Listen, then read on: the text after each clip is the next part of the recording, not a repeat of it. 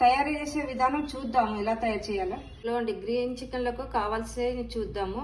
ఇలాచి 3, లవంగాలు 4, కొద్దిగా మిరియాలు, కొద్దిగా పట్ట, ఎల్లిపాయలు, అల్లము, ఆ తర్వాత 1 కప్పు పుదీనా, ఆ తర్వాత 1 కప్పు కొత్తిమీర, ఆ తర్వాత 1 కప్పు పచ్చిమిర్చి, ఆ తర్వాత కాజు బాదం నానబెట్టుకున్నాను.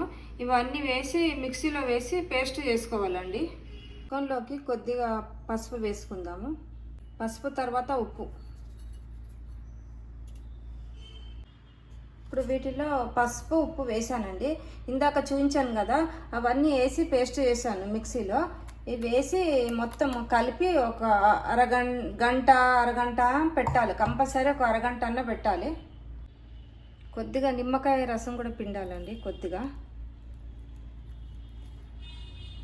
ఇలా మంచిగా కలిపి ఒక అరగంటన్న కంపల్సరీ, గంటన్న కలిపి పెట్టాలండి. ఆ తర్వాతనే కర్రీ చేయాలి. అప్పుడే ముక్కకు బాగా పట్టుకొని ముక్క స్మూత్గా ఉంటుంది. ఇందాక మనం చికెన్ కలిపి పెట్టుకున్నాం కదండి, ఆయిల్ వేసాను, కొద్దిగా బటర్ వేస్తున్నాను. బటర్ వేస్తే టేస్ట్ వస్తుంది.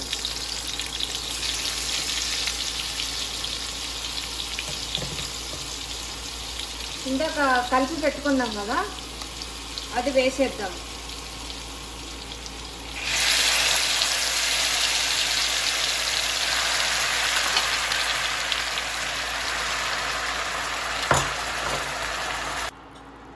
చికెన్ ఉడుకుతుందండి. కొద్దిగా పెరుగు వేద్దాము.